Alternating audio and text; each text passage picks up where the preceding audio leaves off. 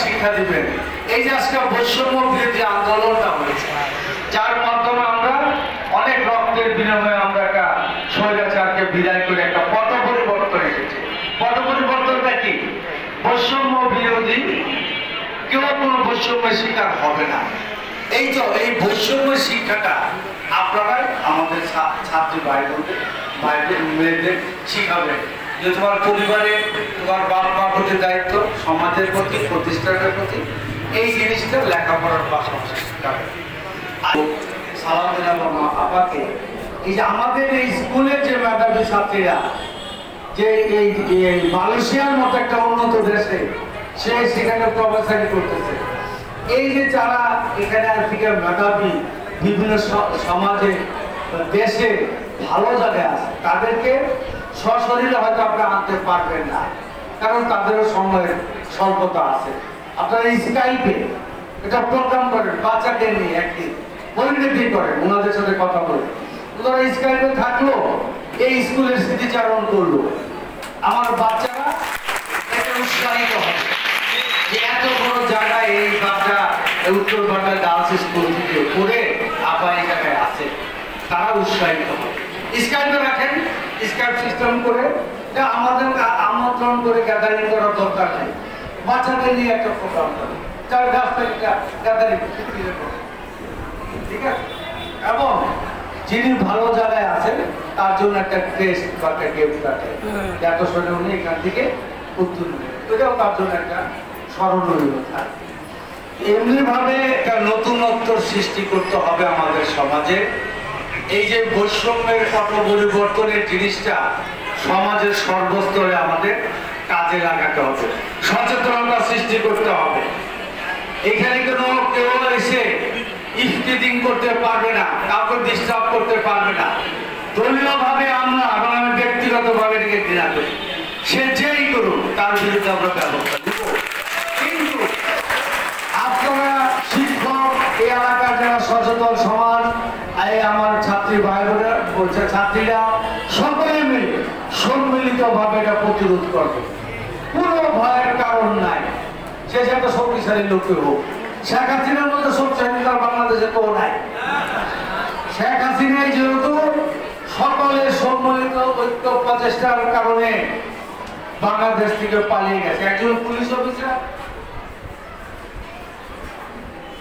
আপনারা দেখেছেন, একজন পুলিশ অফিসার এবং হোম মিনিস্টারকে বলতেছে, স্যার গুলি করি মরে একটা করে না, আমার একটা এসে ধরে।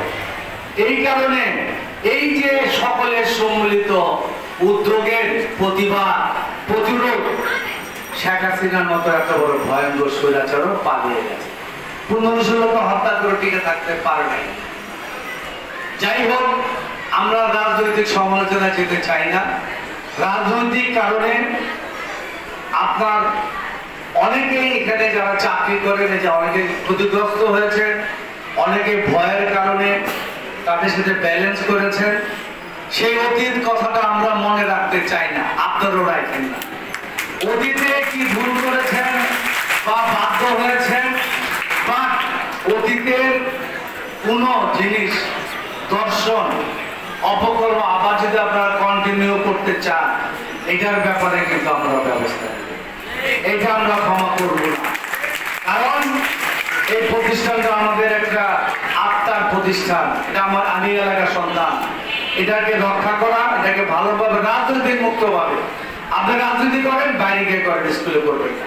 প্রতিদিনের জন্য আপনাকে আমরা দোষাদোষি করবো না, কিন্তু এখন আমি আপনার কাছে শুনলাম অতীতে অপকর্ম গিয়েও এখনো বিভিন্ন জায়গায় কমপ্লেন করেন, ওই সব কমপ্লেন করে অন্যায় করেও আবার এখানে চাকরি করবেন, ডিস্টার্ব করবেন, এটা হতে দিব না, এটা হবে না।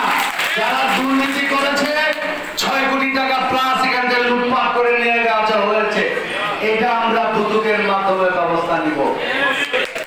আগামী দিনে আমরা যদি অপকর্ম করি, রাজনৈতিক ভাবে মানুষকে প্রভাবিত করি, আমি লুটপাট করি, আমার বিরুদ্ধে আপনারা ব্যবস্থা নেবেন।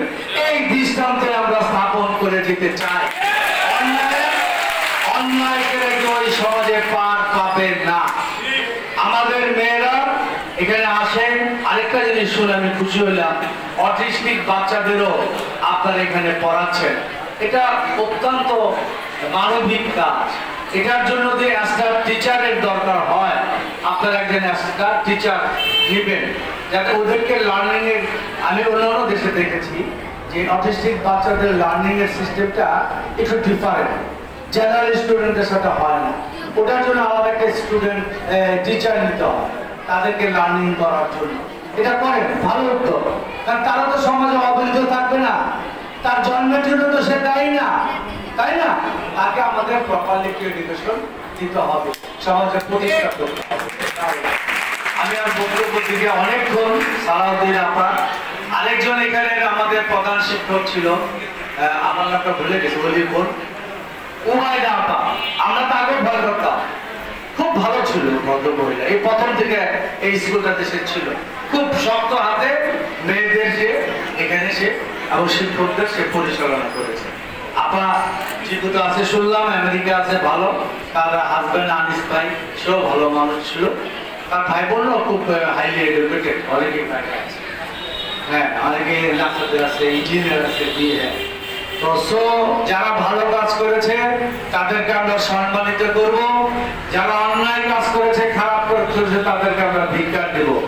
বিদায়ী শিক্ষকদের আমি অনুরোধ করব, আপনারা সমাজের বিভিন্ন কাজে আপনারা জড়িত হন। আপনি বিদায় হয়ে যাওয়ার পিছনে স্কুলেও খবর রাখবেন, এডিশনাল একটু সময় দিবেন, সমাজের বিভিন্ন কাজের সাথে জড়িত হন। আমরা ইনশাল্লাহ, আমার দল করার দরকার নেই, আপনি বিএনপিতে যোগ দিয়ে এসে করার দরকার নেই। সমাজে একটা ভালো কাজের উদ্যোগ নেন, এনজিও টাইপ করেন, মানুষকে এখানে আপনি সংগঠিত করেন, দরিদ্র মানুষকে একটা চিকিৎসা দেওয়ার ব্যবস্থা করেন, আপনি সেটা প্রতিষ্ঠানের হেড হন, আমরা আর্থিকভাবে ইনশাল্লাহ সহযোগিতা করবো। তো আজ আর বক্তব্য দীর্ঘায়িত করতে চাই না। আমরা বৈষম্যবিহীন একটা আগামী দিনের বাংলাদেশ চাই, যেখানে কোনো প্রকার অন্যায়, অত্যাচার, জুলুম, নির্যাতন হবে না, গুম খুন হবে না, এবং মাদক, সন্ত্রাস, চাঁদাবাজ, দখলবাজদের বিরুদ্ধে আমরা আমরা এই জিনিসটা করতে দিব না কাউকে। হ্যাঁ, আমাদের মধ্যে, আমার দলের মধ্যে যারা দুর্বল আছে, যারা অসহায় আছে, তাদেরকে আমরা পুনর্বাসন করবো পরিকল্পিতভাবে, সুন্দরভাবে, চাঁদাবাজের মাধ্যমে। আরেকটা জিনিস আমি প্রিন্সিপালকে সর্বশেষ অনুরোধ করব, যারা আজকে মেধাবী তাদেরকে পুরস্কৃত করেছেন। এই সমাজে আমাদের অনেকে কষ্ট করে তার বাচ্চাকে পাঠায়, ওই যে বাচ্চাটা দুর্বল পরিবারের যে বাচ্চাটা আসে মেধাবী, তাকে যাতে শেষ পর্যন্ত জোরে না যেতে হয়, এই জন্য একটা আপনারা স্টাইপেন্ড বা ফ্রি পড়ার ব্যবস্থা কিছু করার একটা উদ্যোগ আপনারা নেবেন। মেধাবী সরকারের দরিদ্র পরিবারের সন্তানরাও যাতে লেখাপড়া করতে পারে, এই সুযোগটা আপনার স্কুল শিক্ষক সকলেই দৃষ্টি রাখবেন। যে ছেলেটা হচ্ছে, মেয়েটা মেধাবী কিন্তু দুর্বল, সে আসতে পারতেছে না অর্থনৈতিক কারণে, এই জিনিসটিকে লক্ষ্য করে ছোট্ট আমাদের সমাজটা বাড্ডাটা গ্রামের পরিবারের মতোই আমাদের বাড্ডা এলাকাটা, গোছানোর মতো না। আমরা সবাই সবাইকে চিনি, এই জিনিসটা দয়া করে লক্ষ্য রাখবেন। আমি আর বক্তব্য দীর্ঘায়িত করতে চাই না। আমারও সকলকে ধন্যবাদ, শুভেচ্ছা, অভিনন্দন। খোদা হাফেজ। বাংলাদেশ।